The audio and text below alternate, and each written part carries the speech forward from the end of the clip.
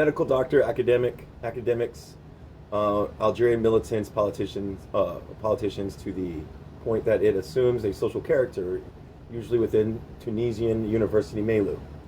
The course, properly speaking, was the core of his interventions, but the digressions were just as important and enthralling to us. He talked about his experience as a psychiatrist at the Hospital of Belinda, about his conflicts with his colleagues over the methods of psychiatric intervention. He defended the new methods that he advocated, social therapy and institutional psychotherapy, which were revolutionary in this domain at the time. He also invoked relations between black people and white people. And 1952, he had published Pierre Noir, Mosque Blacks, which is all French, so I did it horribly. He also told us about colonial oppression and violence, about the racism he had experienced from his youth, notably in the French army, which he joined towards the end of the Second World War, or again at the University of Lyon, where he was divested a bunch of French words again, sorry everybody, about racism against black people, against colonized people, and more particularly the Algerians whose cause he had identified with. About the racism that was ingrained in the culture of the society that produced it.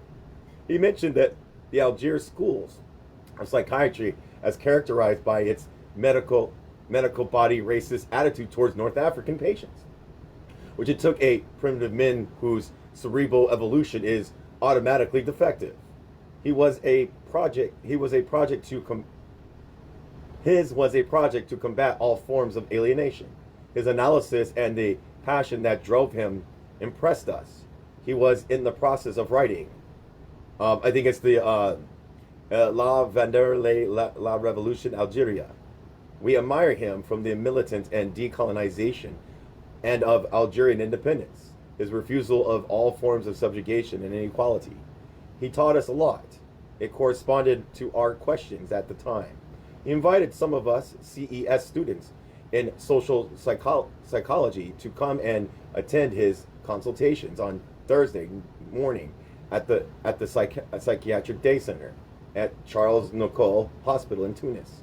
Upon his arrival in Tunis, he was first appointed to the psychiatric hospital of Le Manaboa, but confronted with the reluctance of his colleagues to accept his sociological interpretation of mental illness, he obtained a transfer from the Deputy Minister of Health and Social Affairs to the Neuropsychiatric Clinic at Charles Nicole Hospital, where he was freer to adhere to his principles.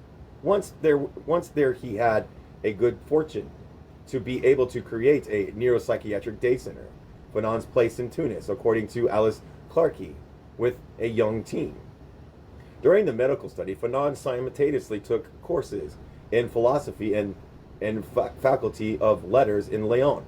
He was a student of Merleau-Ponty, among others, as well as of sociology, ethnology, and psychology. During the internship at St. Alban Hospital in Lozerai, can't say it, he also had the occasion to work with Dr. Francois Tosquelles, a psychiatrist of Spanish origin and an anti-Franco militant who pioneered institutional psychotherapy. His collaboration with Tosquelles, writes Alison Clarkey in her introduction to Las Damas de la Terre, was for him a decisive training, both in terms of psychiatry and of his future militancy. Appointed head doctor at Belinda Hospital in November 1953, he endeavored to practice social therapy with his colleagues, thrown by the stance of many psychiatrists who tended to consider illness only in its outward signs. He paid special attention to the patient's social milieu. He was drawn to rejecting the incarceral milieu of the psychiatric hospital. The neuropsychiatry day center had a particular feature, being part of a general hospital. The mental patients were there was a patient like any other, less stigmatized than in the psychiatric hospitals. The psychiatric doctors there had a material infrastructure of a general hospital at his disposal, and was in daily contact with his internist and surgeon colleagues. But what is most important is that the patient there has total freedom. He spends a day at the hospital, but returns home after 6 p.m., just as any other worker would go back to civilian life every evening, taking public transports, going to the cafe, frequenting the mosque, enjoying a family life. Recourse to social therapy entails that the patient should not be a passive being, but most verbalized, explain himself, take his stance. Social therapy rests the patient from his fantasies and obliges him to confront reality. Among the psychiatric therapy practices, Fanon emphasizes individual and psychoanalytic psychotherapies, but above all, group therapies. Patients in groups of between 6 and 10 each introduced their problems, which became topics of discussion and exchange of experiences. He was clear that this therapy cannot be applied to really serious pathologies. During the session I attended, Dr. Fanon received many patients. He found it difficult to tolerate the rhythm imposed on him by the hospital. There was always friction with the orderlies, who simultaneously played the role of interpreters. He often realized that he had received only a brief summary of what the patients had said, though he considered that all the patient's word assumed an importance. He often took the time to inquire among the members of their families and had home surveys done by a young social assistant who worked with him. His consultations began between 8:30 to 9 a.m. and never finished before 1 or 2, or sometimes 3 o'clock in the afternoon. He committed a length of his team on the cases that he had been presented with, inquiring always less into the symptoms of the illness than into the patient's social and family milieu. Many of the patients were Algerian, some from the Maquis. He also received former Tunisian felons. He liked to talk about these cases of militants who had been confronted with violence and who turned out to be unable to readapt to normal civilian and family life. Far from making an apology for violence, he adjudged it unavoidable as a response to the violence of colonization and domination, a man's exploitation of man. Some of his remarks appear to us too cynical. I confess that his personage fascinated us. He was impervious, all the while being ready to listen to other distant, passionate, and fascinating. He asked him questions, but he rather tended to give monologues, to reflect on things out loud. His expressions were not only those of the doctor, but above all the philosophers and psychologists and sociologists. The wild person is one who is foreign to society, and society decides to rid itself of this anarchic element. Internment is the rejection, the sidelining of the patient. Society asks the psychiatrist to render the patient able again to reintegrate into society. The psychiatrist is the auxiliary of the police, the protector of society against. The social groups decide to protect itself and shuts the patient away. When the patient leaves the psychiatric establishment without the doctor's consent, a whole series of consequences ensues. Psychiatrists have reacted violently against this role.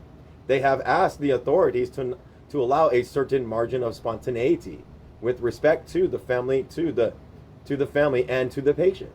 This new way of seeing has borne fruit. We will see below how the practicing self-placement, the mental patient can be conscious of his illness.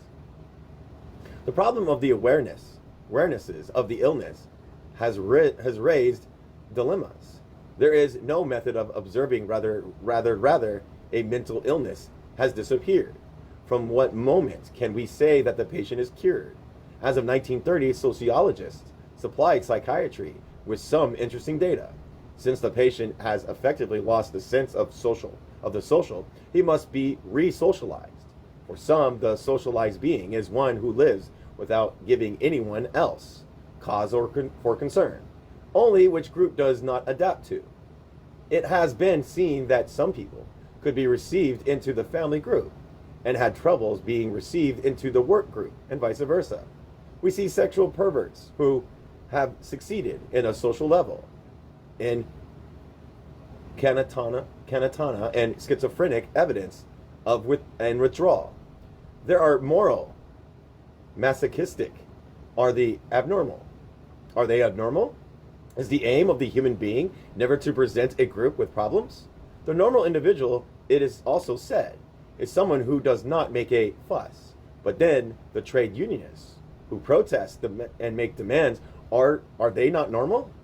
What are the criteria of normality? For some, the criterion is work. But the prostitute works. Well, she can nonetheless be a neurotic. Similarly, it is an unemployed person ill. Many unemployed people become ill. But is that because they are unemployed? The doctor occupies a position between society and patient. For example, concerning correspondence, the doctor reads a letter sent from the society to the patient.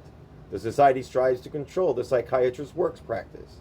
The patient often seems cured and relapses the moment he leaves, sometimes in serious ways. Suicide attempts are, for example, whence the effort to create a society out inside the hospital itself, or what we call social therapy. Previously, life at the hospital was disorganized, divisions into wards, into rooms, into isolation units. The essential instrument was the key. Certain principles lie at the basis of social therapy. 1. Wildness is prohibited at the hospital. Up to now, when a patient began to cry out, it was said that he was fulfilling his function as a wild person. Every pathological manifestation must be tackled. Reason must be set against the unreason of the patient. This is an extremely rich experience for the person engaged in this practice. One cannot be sick with a healthy brain, with clear neuronal connections. Through the connections, there is a sort of open pathway through which the doctor has to introduce himself with innovative principles, so wildness is permitted. 2. Modification of a daily rhythm. The privileged internees of the patients are arranged by category up to now. A rhythm has been imposed. Dining room were created, forks and serviettes, and patients were asked to have normal attitudes. The patient must work and earn some pay. Competitions were organized, and as were meetings, which the patient had to attend in the doctor's presence. The problem of the group's tolerance towards the patients is very important. Difficulties in social therapy. Tolerance towards the patient can be at the origins of important material damage. Anglo-Saxon doctors create the police room with the village police officer. It is said that social therapy creates a false society. Can the social milieu be domesticated or harnessed like the natural milieu? Socialization as functions of cerebral matters. See, they're trying to bring the material matters into the psychiatric facilities, because Fanon, like a brilliant person he is focused not only on the internal contradictions within inside the patient, but the social relations that the patient exhibits, that it encounters. So he's taking on the material conditions of that patient's everyday lived experience and applying it and seeing how they're socialized and relates to other human beings. So I like, that's why that's one of the reasons I'm a Fanonist, because I feel Fanon takes on the materialist aspect of psychiatry. Socialization as a function of cerebral matter. We shall leave aside the classical sociological perspective for physiology. The upright posture, straighten up the body, swung up, the head shaped, a face increased, the capacity of the cranial box. This homogenization deserves our attention. Growing complexities of the nervous system of the brain, which reaches its terminal phase in the brain of humankind, with the exaggerated development of the hemisphere. Two sorts of integration, subcortical integration. In many animals, the cortex is poorly developed. With humankind, sort of development of a cerebral cloak. The subcortical integration give way to the cerebral cloak. The human brain is not only large, but also more complicated. A maximum of neurons are accompanied by a maximum of faculties. There is a large number of bundles of association. There is no point of the brain that is not linked to all the others. How does the brain function? It behaves just like the protoplasm of the most ordinary animal. Phenomenon in depolarization and repolarization. Is the human brain given once and for all?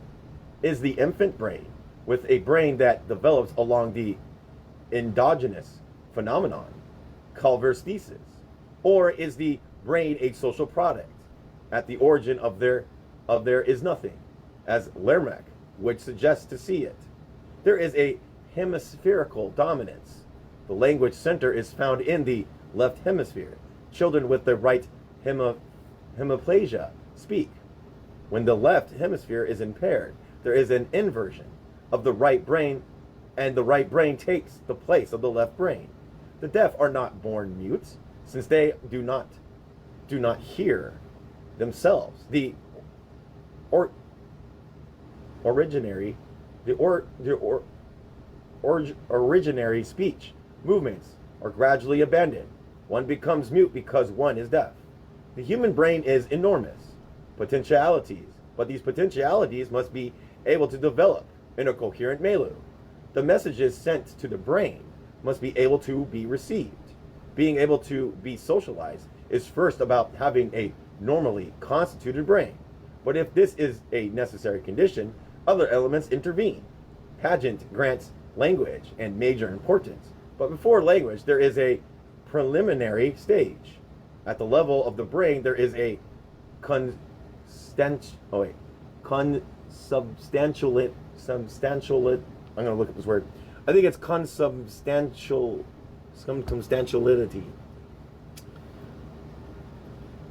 I saw some people come in. System needs update. Remind me later. We're doing something right now. Thank you for whoever who came in and whoever stayed. Thank you.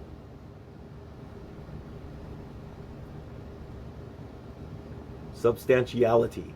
Substantiality, that's what it is. Substantiality. Or of the we and the I. It cannot be said that the child is egocentric and does not see the outside world. Otto Rank has described his famous trauma of birth in the practice of painless childbirth. It is noticeable that childbirth is a psychological act and not a pathological one. Let's ground ourselves in some facts. 1. A 6-month-old baby cannot sleep without light. He has always slept with the light on. There is a sort of intoxication of the cerebral cells. 2. A 3-month-old baby suffers a dermatosis, resistant to all treatment. The mother breastfed the child as though an object of repulsion. 3. And 2.5 months old baby does not sleep, does not eat, then comes around to eat, but loses weight. Parents did not sleep either. Then placed in the care of the grandmother. The child took to eat food again and started sleeping again. 4. A baby of 14 months does not sleep as aggressive. The father, who was unemployed, beat his wife. 5. A baby of 14 months has uncontrollable vomiting. It proves to be due to the parent's attitude towards the infant. The father doubts his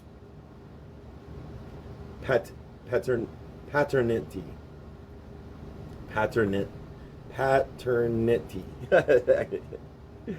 I gotta look it up. Watch, I'll start spelling it. Oh, it's E-R.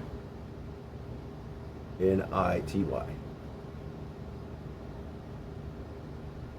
Paternity. Now I kind of did it. Right as I hit the button, it says paternity. Like, yep, that's it. Sorry, everybody. Paternity. 6. A child does not smile. The mother has a double face paralysis. Stereotypes exist from the first week of life. A social milieu is a constant presence. From the first minutes of its life, the infant is taken in hand by the social milieu. If some children speak late, it is generally because they have to overcome inhibitions that were established in earlier infancy. Cases of dyslexia can be treated. Ego formation. The neurological point of view coverages with the psychoanalytic point of view, which has at that during the latency stage, everything is put in order. Lacan says that the child, when it is born, is divided up. Associations are not yet established. At 6 months of age, the mutation occurs, which is the children's recognition of the mother's image and the child's acquired certainty that the others is equal to the ego. Lacan calls this stage the mirror stage. If a child is placed in front of a mirror at the age of 4 months, nothing happens. At 7 months, there is an extraordinary jubilation, recognition that it ties to the material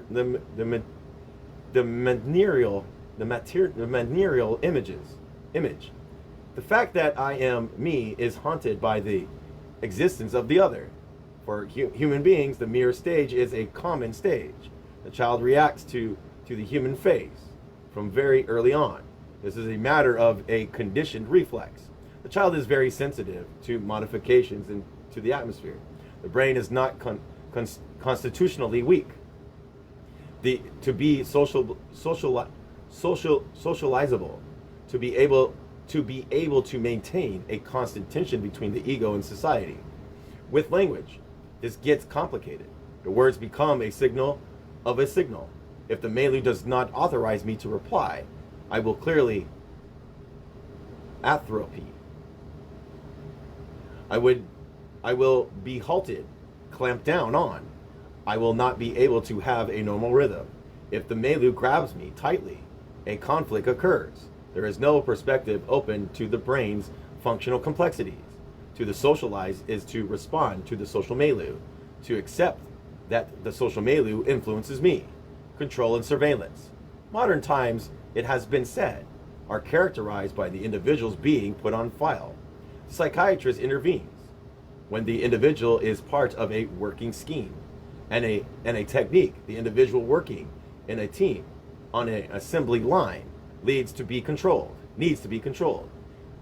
Up to now, what is controlled was the object, the work put into a material object. Control was qualitative.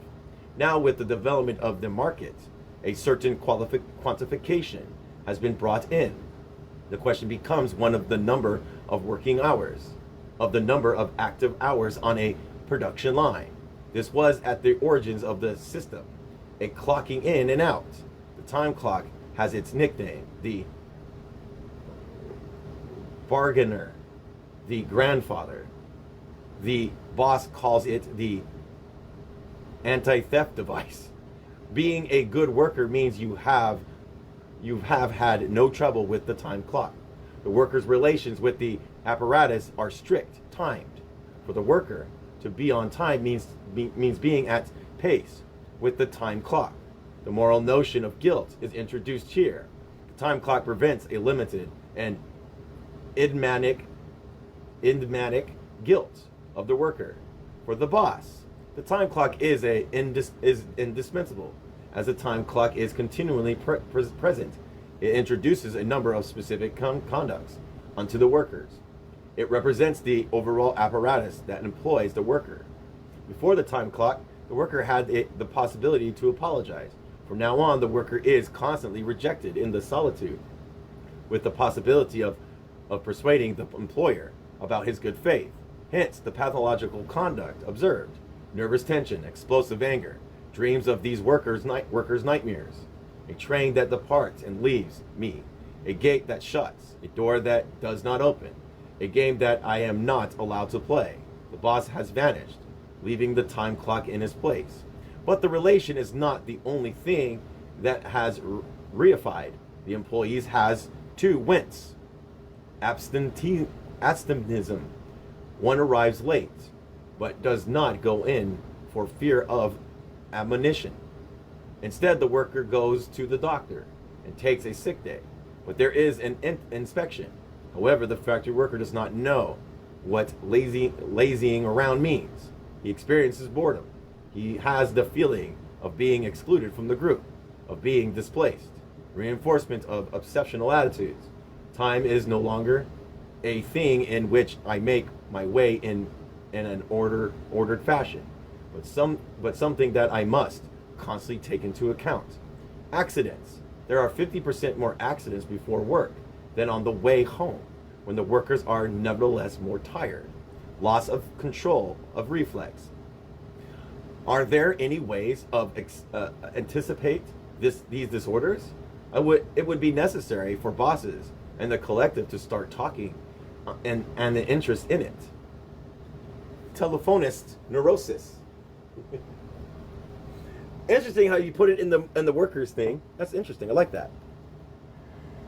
The Melu studied is the Paris long distance call service. On the basis of many cases, La Goulant observed the following phenomenon among telephonists: empty head sensation, impossibilities of intellectual work, impossibility to go to bed without pain, loss of control of reflex, obsessional phenomenon, mood disorders that affect the husband and the family milieu. Employees are unable to tolerate noise, somnia, somatic problems. Patients do not eat and are constantly ill. All that takes its toll on congenial life. Where do these problems emerge from? Too many calls. The headset must be kept on. Le Lagant also talked about the wiretapping equipment, controlling by the supervisor. The employees feel as though she is constantly being spied on. She must control herself constantly. The body, insofar as it is manifest, is persecuted with hallucinations by auditory perceptions. The employee role consists in putting into communication and inserting phone plugs, is abstracting herself. The public service, the telephonist, is not monitored, and so disorders are due only to the mechanized character of the profession and not to wiretapping or to listeners. This is an example of what the psychiatry is called the external action syndrome, which deforms and is often at the origins of suicide. Employees of large stores, particularly in the United States, cameras function in the large stores without the employed being forewarned about it. Perceptual surveillance. Thus, this is obviously not only for employees, but above all, they're thieves. Notwithstanding, the employees would know he is constantly being spied upon. Hence the appearance of the same type of syndrome as those of telephonists monitored through wiretapping sets. Within the technological milieu, the tendency to reduce communications and transform the human being into an automation, an automaton. Problem of racism, United States of America. In divided societies, a behavior can be observed, characterized by a predominant nervous tension, leading quite quickly to exhaustion. Among American black people, control of the self is permanent,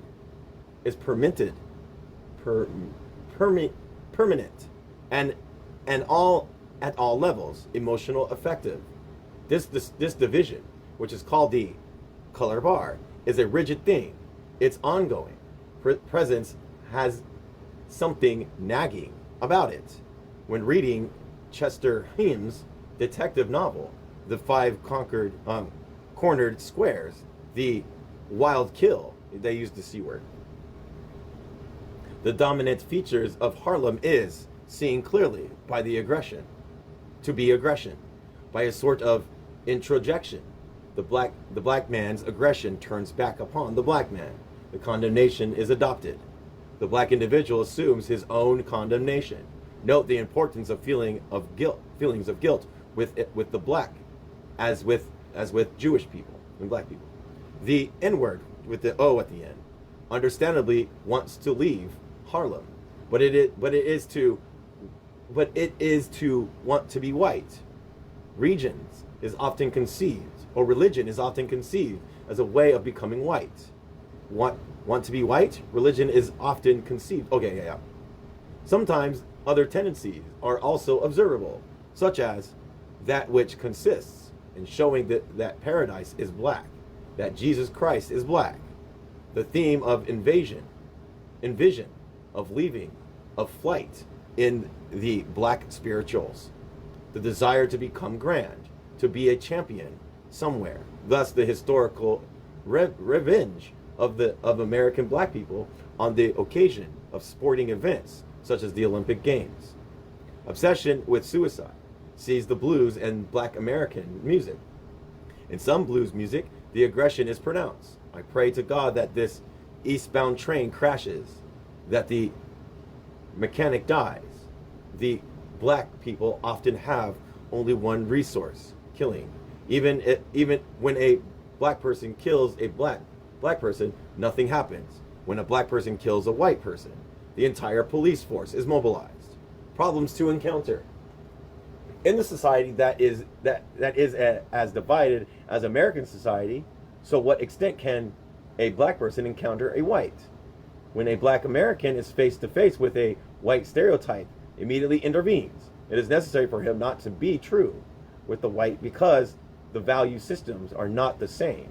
At bottom there is a lie, which is the lie of the situation.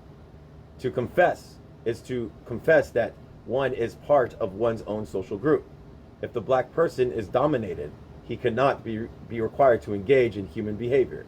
When a black person addresses a white person, first he has a particular voice, as well as particular demeanor and style. When the white element intervenes in Harlem, racial solidarity is immediately manifested. Problems of psychopathology.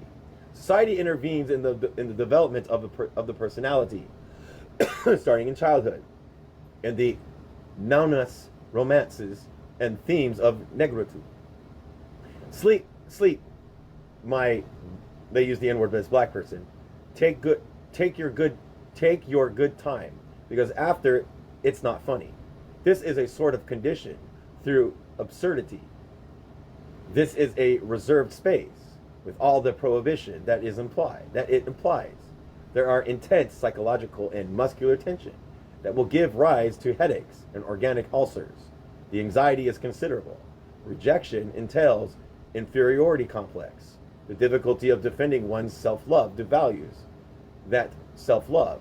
There is simultaneously a susceptibility of raw sensitivity. Colonized societies, but in territories under foreign domination, would see the same attitude. Algerians enlist in the German army, hoping that Germany will liberate their country. The manifesto of 31st of May 1943 demanded the rights for Algerians to self-determination. There was enormous reluctance from Algerians to get involved in the war. It was said, the enemies of our enemies are our friend. In 1938-39, the convention of the Algerian people was that the Germans would be victorious. Schmittler was referred to as a Hajij Balakam, I can't say the word.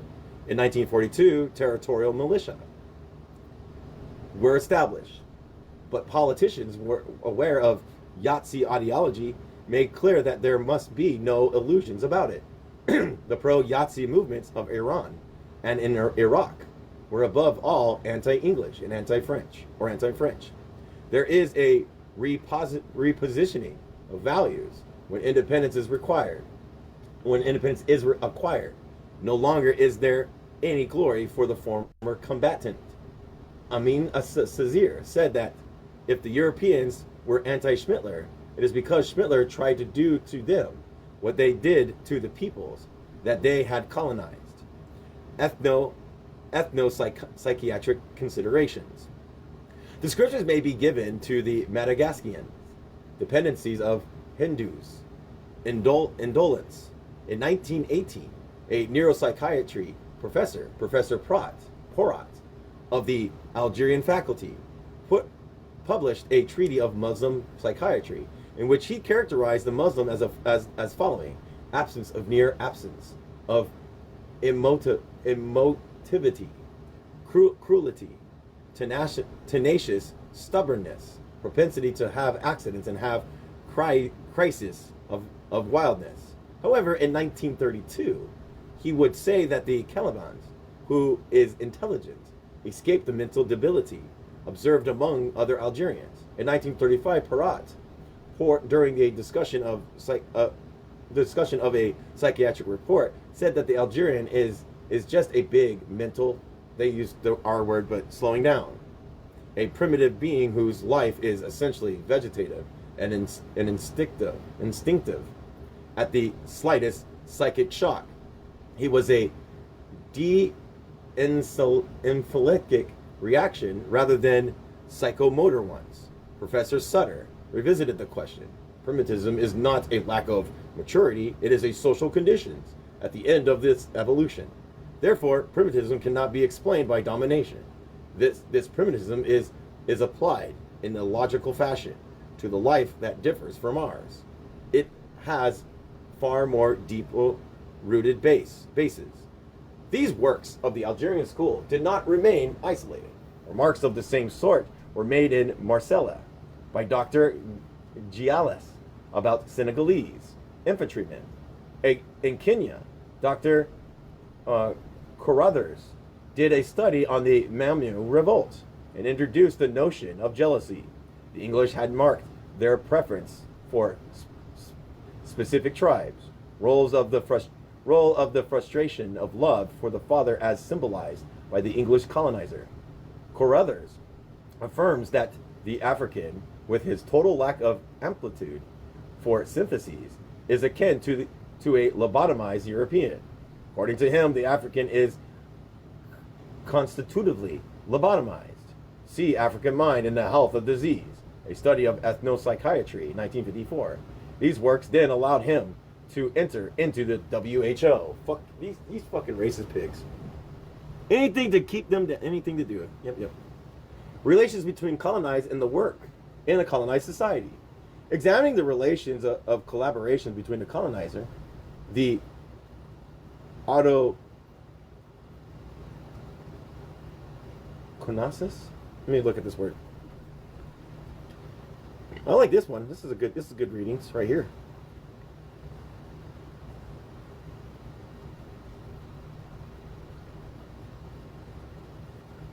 Let's see if I got this right.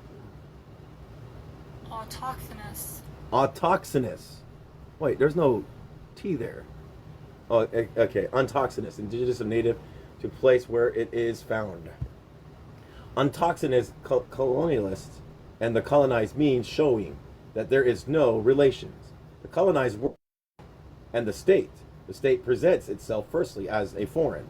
The rubber plantation worker from Indochina or the Southwest African miner are not comparable to the metropolitan peasant. The colonist, the boss, has asserted himself through force. The metropolitan flag raised on his territory amounts to a violation. Among miners in the north of France, homogeneity exists, even if there are demands to remain in the circle of the nation, of the national universe. The colonized people cannot conceive any struggle except by foregrounding the radical contestation of the domination of his country by another country. Before arrival of foreigners, the colonial country did not exist. At the least, it existed in the state of a thing, in the natural state. The action of the metropole is exerted on nature itself, and on being insofar as they are still in the state of nature. Work, insofar as it's fucesidated. I'm going to look at this word too.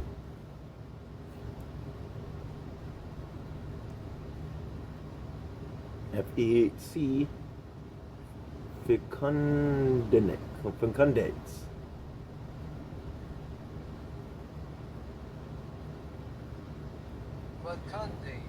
Fecundated, which is making a fruitful, fertilized, or impregnate. Man, is the privilege of the colonialist. Only the settler works both on nature and on beings. Natives and brush. Matadigia and stubbornness are the same thing. Just as as tracts must be created, so must one fight against leprosy and malaria, against the natives. Nature must be changed in spite of itself. Violence must be wrought on it. The native must be brutalized. Have good done to him despite himself. When the gold of Transylvania is spoken of, the settler stubbornness comes to mind. But is there any real hostility from the native? Instead, there is an inert avolition, a desire to perpetuate the actual state of things. When it's the difficulty of obtaining any action, there is an idleness. To study work in the colonies is in some way to study idleness. Refer to the article on this topic. Okay. This notion of non-effort, of the colonized, non-collaboration is a constant giving in relations between the metropole and the colony. If works are to be created, if nature is to be humanized, it is necessary to force things, to have forced labor. Forced labor is the colonist reply to the idleness of the native. The native is forced to work. He will be fetched at home. Forced labor is a logical consequence of colonial society. Since the native can be forced, the understanding is that he can be hit. This idleness contends with the rapaciousness of the settler, with his alacrity. Oh my gosh, another word. Alacrity? I don't know how to say it. Do. Oh my gosh, come on. Do.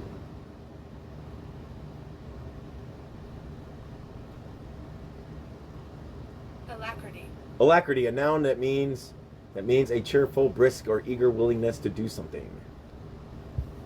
To earn money. This idleness is lived in the colonial context as a will not to make or raising profits easy. This is a behavior of a pilfer. The colonialist does not work as a function of eternity. He works for his own life. This is why, when positioned from the viewpoint of the colonial state, the investments are nonsensical. Since to invest is to be on one level with the future of that region. In the colonies, private industry can scarcely invest. The settlers are not settled in the colonies in view of the determinate economic development, but instead to amass and the biggest possible profit in the shortest possible time. If we consider the trade union problem, we will see that it arises in very particular terms. First of all, the trade unionism of the metropoles was implanted using the same directives as in the metropoles. Likewise with the political parties. The problem is not posed in heterogeneous fashion, but in homogeneous fashion. The trade unionist directives were the same in the metropoles and in the colonies. Colonized and unionized workers were readily specialized workers for civil servants. There is no question of unionizing agricultural workers. Unionized workers were already on the economic level, assimilated, and were not to be expected to acquire a national consciousness. But the 87% of non-unionized workers could not pose the problem in the same terms. But the national consciousness of workers and employees will come. The notion of the unemployed in the colonies these are not workers. Without work, they are natives, whose energy has not yet been claimed by the colonial society. They form a reserve in case of other workers fail to appear. According to Professor Perrott, the North African is quick to become senile, 35 to 40 years of age. Unemployment is not a human problem. It is an everlasting reserve. First, for replacing cases of earlier senility, or else it is a reserve of blackmail to maintain wages at a paltry level in case of protest from indigenous employees. The mass of the unemployed does not bother the settlers. If in a colony there is no unemployment, if there is schooling. If the universities are open, then it is not a colony. Unemployment must be as endemic as yellow fever or malaria. Statistics show that the tropical diseases have considerably diminished in many regions. This involves introducing new relations in a society, and introducing new relations means negating the colonial system. Is the colonized an idler? Colonized idleness is a protection, a measure of self-defense. Foremost, on the psychological level, labor was conceived as forced labor in the colonies, and even if there is no whipping, the colonial situation itself is a whipping. That the colonized does nothing is normal, since labor for him leads to nothing. Labor must be recovered as a humanization of man. Man, when he throws himself into works, funcates natures, but he funcates himself also. Funcating relations of generosity must exist. There is a reform of nature, a modification of nature, but because man shapes himself, the colonized who resist is right. We're going to look up that word. I'm going to look up a word real quick.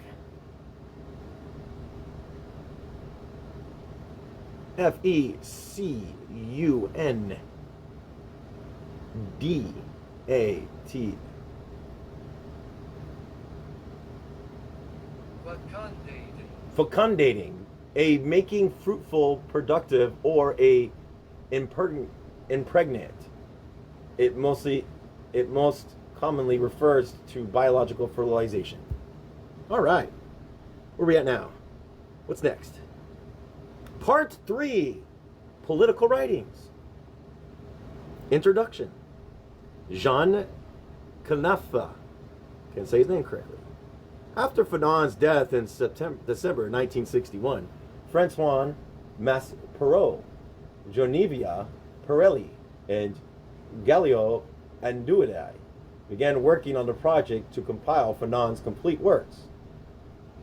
Of the 3 volumes in vestige, political writings, political lectures, and psychologically writings, only the first was to be published in the title in 1964. Francois Maspero introduced the volume, emphasizing both the constant evolution of Fanon's thinking and his fidelity to the very orientation of thought with which he began. The political essays, articles, and notes by Frantz Fanon's published in the present volume covers the most active period of his life, from the publication of Prière Noire, Masques de Bolanx, in 1952, when he was 28 years old, to that of La Damas, and I can't say it, the appearance of which in 1961 coincided, give or take, a few days with the date of his death.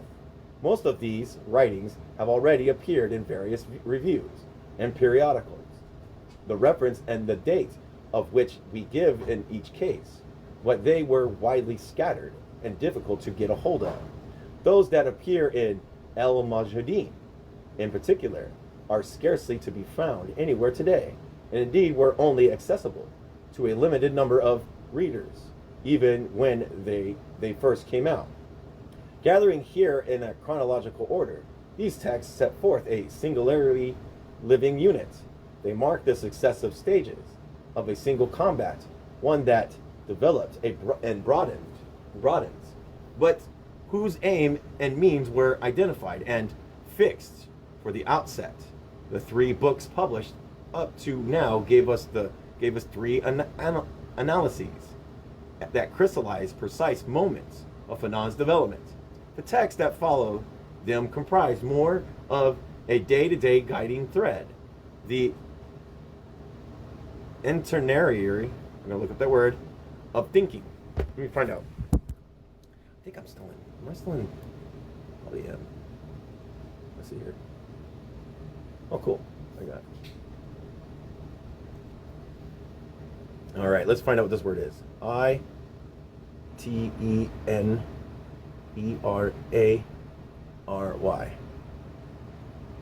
Itinerary. Oh my God, it's an itinerary. Sorry. Itinerary of thinking and perceptual evolution.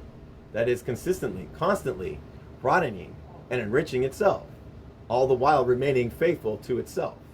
The book's core comprised of sections of articles from the French edition of the El Mujahideen, the FLN newspaper published in Tunis, on which Fanon collaborated from 1957 to 1960s.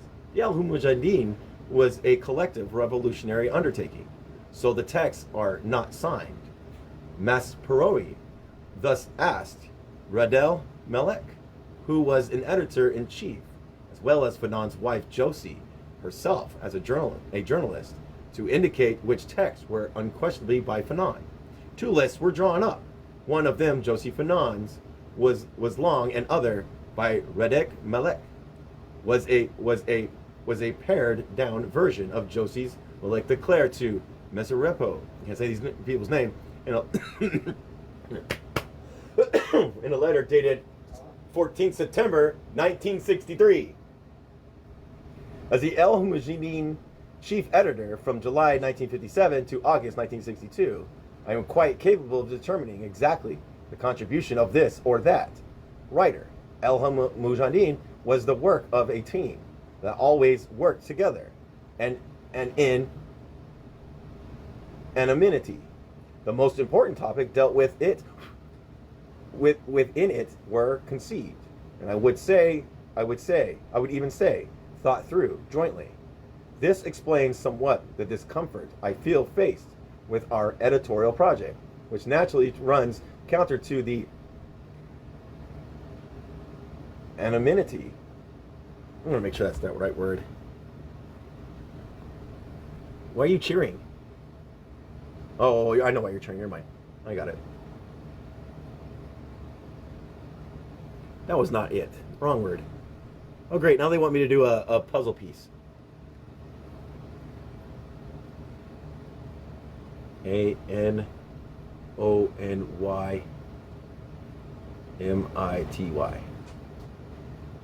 Anonymity. I got it. Anonymity. Yeah. Which we had respected until the end.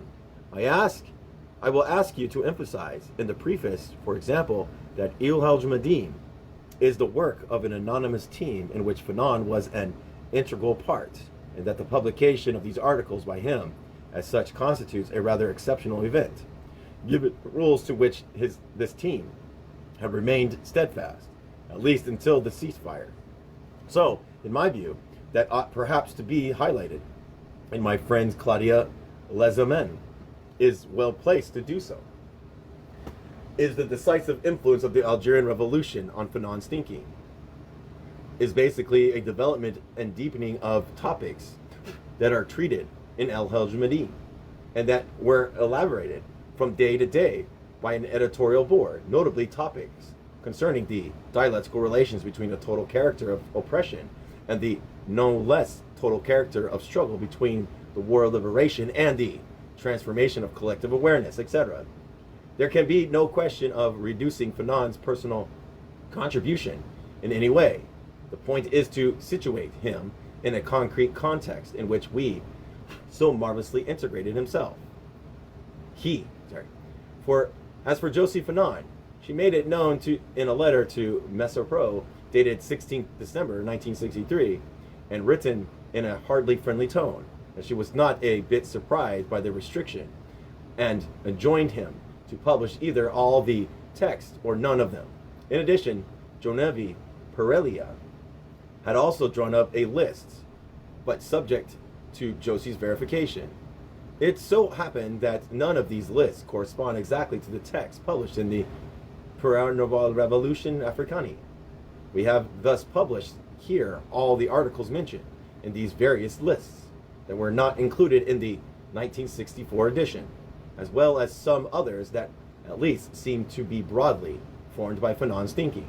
In many passages, the reader will easily rediscover his style, his instance of a vital process at work in all disalienation, his interest in his consciousness that forges itself only by liberating himself from the past identities, but also his concerns to prevent the ossification of revolutionary structures of neocolonialism, and his constantly reiterating belief of the truly revolutionary dimensions of the Algerian national movement.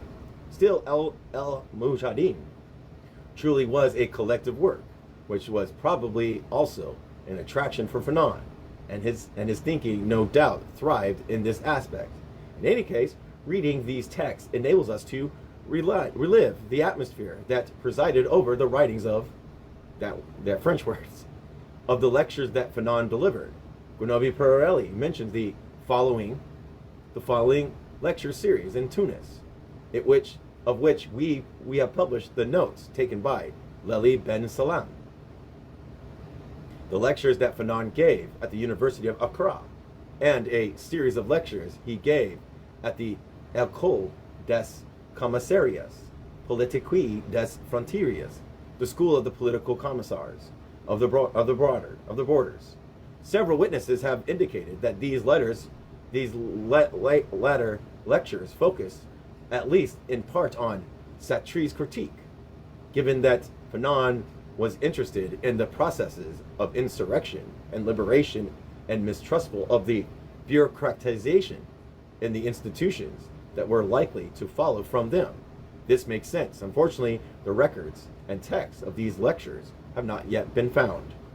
In this part of this present volume, we have published one of Fanon's letters to the Iranian philosophers and militant, Ali Shatarati, the original of the letter, which bears a political and religion, has been lost by Shatarati himself, had previously translated into Persian. We thank his daughter, Sarah Sarati, for sending us the retranslation into French, and task undertaken by Sarati's sons, Ashan Sarati, and for providing the introductions of that letter to be included herein. Alice Clarke has described in details Fanon's mistrust of religious movements within revolutionary process. The letter cited at Ali Sarati indeed throws light on Fanon's attitude. Culture founds a people only to the extent that it is creative. Colonialism works to reify traditions, returning to one's roots, and thus meaningless, useless. It is turned towards the future. It is likely that many of Fanon's letters are still being discovered, in the eventuality that more are found. We hope they will contribute to enrich the future edition of the present work. Lastly, we have reprinted and revised version of the address given to the Accra Positive Action Conference in April 1960. Why we use violence? A text published in French in the French edition, and one of the bulletins from the Algerian Embassy of Accra, the Stooges of Imperialism, an occasional work, but one in which we again read Fanon's thoughts about the traps of neocolonialism. Doing good. All right, number 1, Demoralized Foreign Legion. El Mujahideen, number 8, 5th August 1957. Let's get into it. Whilst advancing in this victorious march, the Algerian Revolution has pursued its works and demystification, which it has not failed to spread within the colonialist armies. Aware of this peril, French headquarters react by intensifying its troops' brainwashing and by multiplying the draconian measures designed to prevent subversion. The French government, for its part, has intensified its repression of offenses that impair the morale of the army and the nation, and under the cover of France's discretionary powers, accomplished the subjugation of the press and public opinion that had already lost 3/4 of its freedoms. However, the energetic measures that have been carried out and that express a profound disarray are unable to oh my gosh, I know the word, I just can't say it. Hey, what's up, Carrot? Mr. Carrot Cake. ATTENUATE.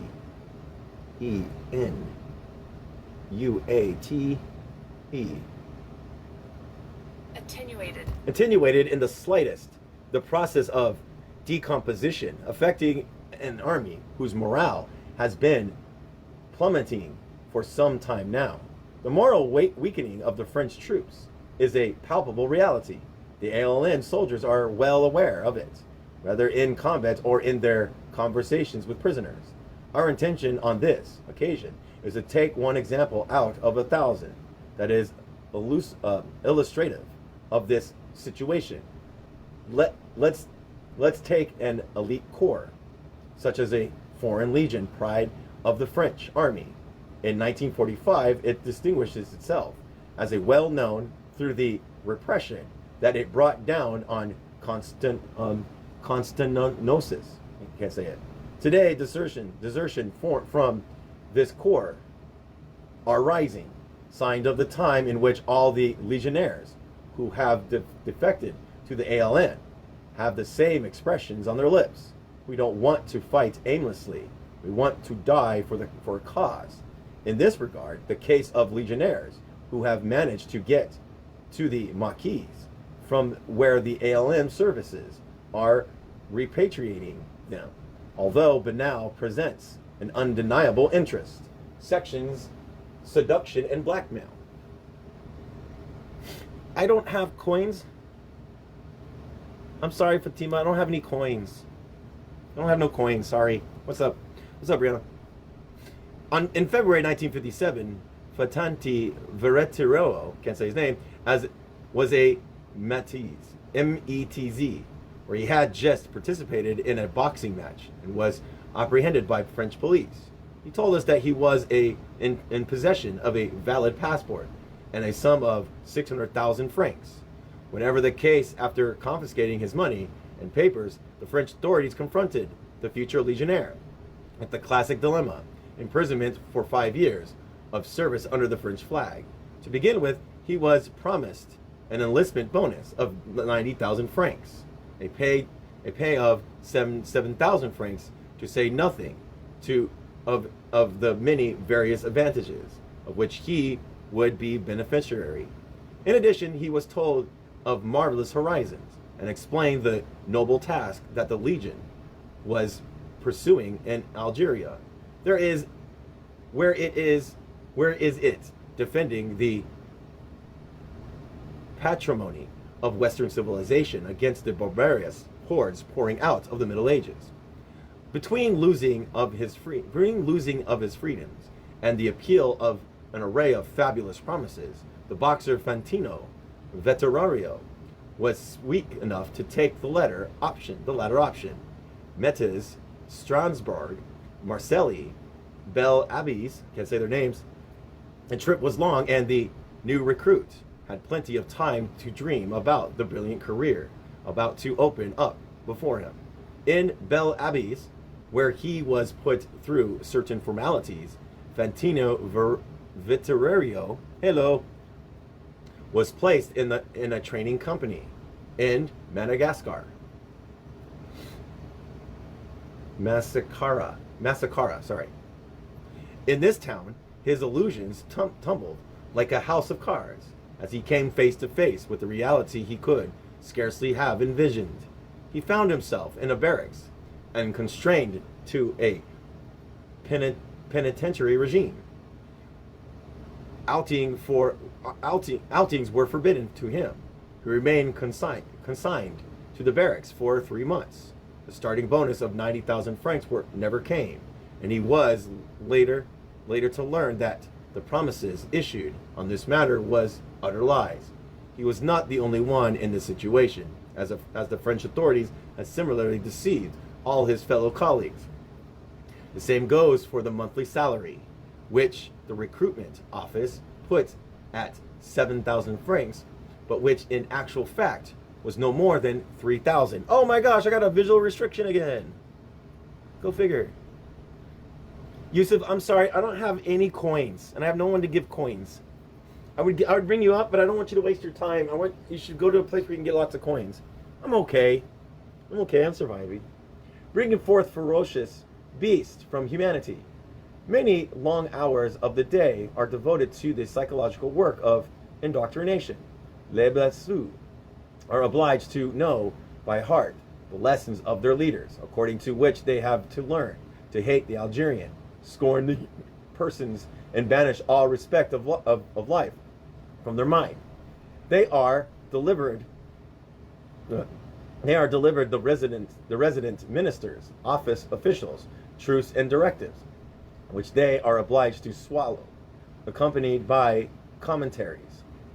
The new arrivals find this bespoken nourishment distinctly indigestible, to say the least, for the problems in which French colonialism is being debated are completely foreign to them, nor do they know anything about the country or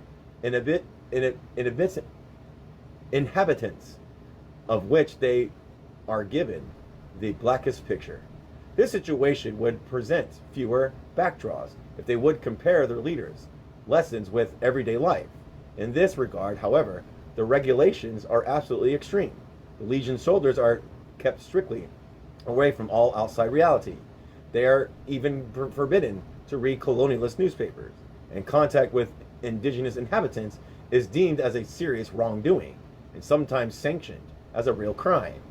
Complete isolation, unremitting, and round-the-clock propaganda.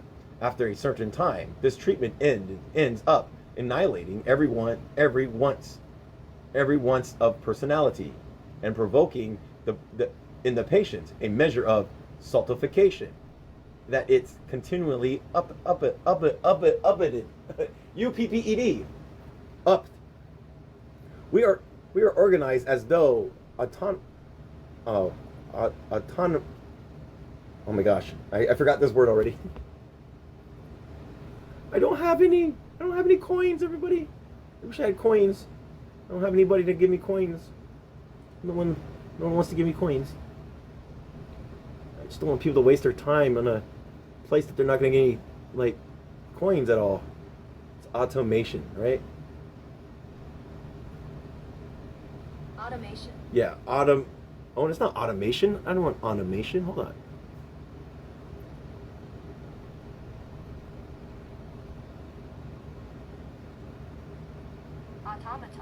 Automaton. Okay. All right. It sets loose on the population that have done nothing to us. Fantino Vittorio said, and he added that the very atmosphere in which he and his fellows lived largely facilitated this technique of stultification. It was an atmosphere in which brutality and S-word savagery were systematically cultivated. This is how he came to be. All right, we'll try it. The S-word, beaten by the non-commissioned officers for not having known to carry out his combat weapons as this officer demanded. He sustained 2 broken teeth and a gash in his eyebrow arch. He still bears the trace of his wound, rationally cultivating S-word, killing the man to bring forth a ferocious animal. That is an essential mission of the Legion's trainers, a mission that takes so far as to demand that pose for a camera with war helmets on, submachine guns in hand, and dagger clenched tightly between the teeth. The French Legion soldiers must not only be S-words, he must show a conspaciously. He must know how to inspire terror through his voice, gestures, face, and behaviors, morally and physically. He must adhere to an image of some sort of nameless S-word, Fantino Veritio, an ex-middle weight boxer, who nowadays gives the hint of a childlike smile, also strove in his company in mascara to adhere to this displayed image. He also posed in front of the camera, and the photo taken showed him in a terrifying light, crouched in combat position, the essential knife between the teeth, ready to engage in a body-to-body combat. Irresistible call for freedom. The Legion is a jungle in which ferocious beings develop and grow, but it is a jungle in which freedom is inexistent, a jungle of suffocation. The idea of the fighter who, somewhere in Africa, leads a free and adventurous life is but a dream. that can only emerge in the midst of the romantic era, of a romantic era. Add, add to that total lack of freedom, the broken promises, the inhumane treatment, and beyond that, all the hateful slogans that return always as an obsession. Nevertheless, by dint of hearing about these Algerians who are described in extraordinary terms, the Hungarians, Germans, Italians, and Spanish wind up hatching an immense curiosity for these taboos, being and their fabulous crimes. The desire to encounter them grows in these soldiers, with each new day, reaching a degree at which they feel ready to incur all the risk and brave all the dangers to do so. Outrageous propaganda often produces an effect contrary to the one sought. It becomes a double-sided weapon, and whilst it succeeds in, I think it's like anesthetizing, like anesthesia, the intelligence and sense of morality of some in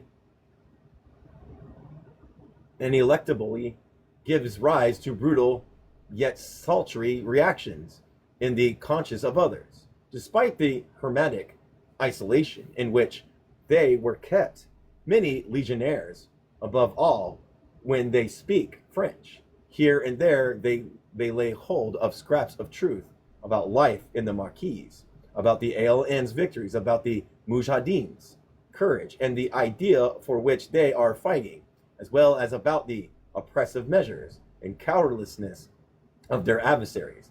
Curiosity is thus quickly transformed into sympathy, adding to discontent. It becomes active and determines in the soldier the conduct of a deserter. On their own, the cause of discontent are in fact not enough to trigger such conduct. Also needed to order to activate his mute revolt and to give him the strength to impress himself in desertion, as the soldiers finding positive appeal in the Marquise, an ideological sympathy for the masquerade, by becoming aware of the fact that he is not facing monsters, but instead perfectly normal human beings struggling for a just and eminently humane cause. The embitterment legionnaire is able to muster up enough courage to break his chains and go forth to meet the liberators. Yeah, that's cool. That's cool. Okay. Oh, so thanks for giving the coins. I didn't have those coins. Whoever gave those coins, thank you. I appreciate it. The Macreb scenes. The Legion's authorities run this risk, and in order to thwart it, they strive to reduce to nothing the hopes that the deserters may entertain about the understanding welcome that the ALN units may reserve for him. In this way, they inculcate in their troops a fear of a Maquis, where the Mujahideen, who allegedly do not respect the rules of war, are certain to wreak their vengeance and unleash their bloodthirsty passion on the deserter. The Legion's general staff knows not let up and has recourse to most degrading means for the need of the cause. Often it dresses up soldiers or civilians killed in combat to portray them as deserters of the Legion that the ALN has massacred. Fantina Vittorio reported a precise example of such a Macreb staging. 3 of his fellow colleagues, all Italians like him, deserted their units in May. A real gust of demoralization then swept through the company. The reaction of the general staff was swift. These 3 deserters were announced dead in the field after having succumbed to ALM's method. 3 days later, 3 militant bodies of legionnaires were transported to the camp, their totally unrecognizable face having been scalped with a knife. At first, Fantino Veteranio believed his leader's version of the story, but he was later to learn that they were the bodies of the 3 French colonials. After dressing them up as legionnaires, the military authorities had them mutilated in order to sow terror in the camp. and discourage possible desertion. As for the three deserters, they are well and truly alive, and were sure to write to their friends, Fantino Venerano from Milan, to tell him about their adventures. They are the former legionnaires, Galuto Mario, Fabri Benito, and Leno Balanolio. I can't say it. Oh no! Did you mean to request? I'm still reading. Oh, okay. No worries. Ventino Veteranio, I can't say this guy's name. Yeah. Makes a choice. The French leaders of the Foreign Legion have accused the ALN of wreaking savage vengeance on the deserters. But experience shows that these leaders are those who really utilize such means by subjecting unlucky soldiers whose escape fails to the most inhumane torture prior to executing them. Most of the legionnaires freed by the ALN were present at those executions and described them in all the detail you could wish for. This has failed to prevent an increased number of desertions. Fantina Vittorio, can't say his name right, himself did not fall prey to the scarecrows brandished before him. He did not allow himself to be defeated by the propaganda that presented the ALN as a lawless and godless, bloodthirsty army. He corrected ideas of the Algerian masquerades, whose patriotic ideal he grasped, and his confidence in them trumped all concerns and provided his surest guides. Last July 2nd, whilst on patrol in Mascarer, I can't say his name, he escaped at nightfall in the company of his comrades, Sant'Orlenio Agostino, I can't say, and disappeared into the mountains. His companion was to be killed during the skirmish 50 days later, a victim of French bullets. Fantino Verirato went to the first cottage. He saw where he got acquainted with the Algerian people and their proverbial hospitality. For 4 days he shared in the life of the fellahs, their power to welcome, their touching simplicity did not fail to strike him, whereupon he could gauge the criminal wildness of French propaganda, which tends to strip these peaceful people of their human attributes and cast them as beasts ripe for the slaughter. When on July 6th the ALN group passed through the Dower, Valentino Vanderino entrusted his weaponry, the submachine gun, 8 magazines, and 200 cartridges. The group should secure his repatriation to Italy. Superiority in the Algerian Revolution. Overwhelming moral superiority of the Algerian Revolution is brought out with sufficient emphasis on the precise case of the legions into which France mobilizes, rather by means of seduction or violence, men of diverse origins, in order to have them fight for a cause that is not only foreign to them, but essentially unjust and doomed to failure. Such absence can have only one name: a crime against intelligence. The legionnaires suffer terribly from it. They feel stripped in their soul and their consciousness. By opening up its arms to them, the Algerian Revolution not only delivers them from their oppressors, but cures them of their atrocious evils. The revolution liberates their chained up consciousness and awakens their intelligence to the grand human ideals and defends. As for France, it pays for its crime daily. Every day, legionnaires are going over to the ALN, lock, stock, and barrel. And 2 months, Fantino Fornerenio aided 37 cases of desertion, including 12 Germans and 25 Italians. All right. I'm going to go ahead and stop there. Even though there's like 10 minutes. Hold on, let me look. I got an appeal again. Oh my God. You suck. Let me look here. Let me look. Oh, I'm going to read this. I'm going to read this and then we'll stop. It's only like 2 pages. Less. All right. Here we go. The Algerian independence and everyday reality. The relations established for over 3 years now between Algerian combatants and the people who have cease to deepen the diversify, indeed engage in the liberating combat, the entire country is increasing the number of its actions and fronting incoherent and aggressive forces against enemy troops. But the task of mobilizing the homeland involved both Algerian men and women. Cannot explain these relations alone. Above all, the virtues and qualities of these qualities they require can be grasped by considering the numerous political, administrative, culture, and social tasks with which the combatant must contend. The progressive enrichment of the Algerian Revolution thus measures the combatant's limitless fecundity and dynamism. The movement's precise directives, logically, brought about this encounter, contained military action and nation building. In this daily activity, the combatants exercise a decisive influence on the political and social structures of his various regions, as he is obliged to contend with concrete problems concerning the dowers, water supply, or schooling of children. For the combatants, the Algerian Republic is not a wish or some illusion, but instead very really, and as of now, a popular assemblies, the equitable distribution of wealth, the respect of freedom, and the elimination of all structures of oppression.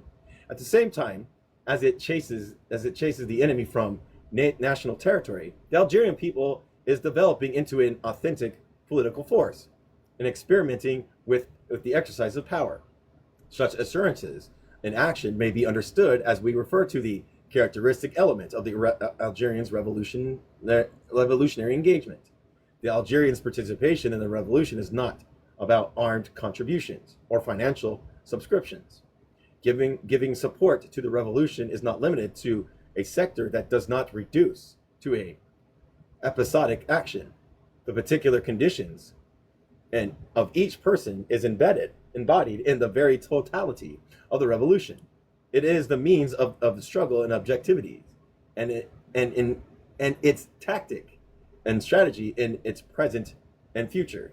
By applying its will, the combativeness to crushing the enemy, the Algerian people is simultaneously acquired total authority over its destiny.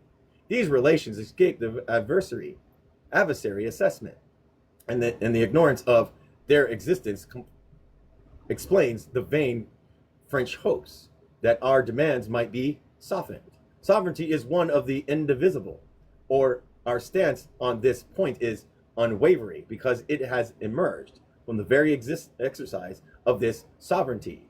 Day by day, the Algerian citizen works towards establishing the state of a territory and strengthening in its decisive fashion. Each ambush, each act of solidarity, each discussion taken in the name of the National Liberation Front, an army works to bolster the revolution's authority and to attest to its prodigious vitality.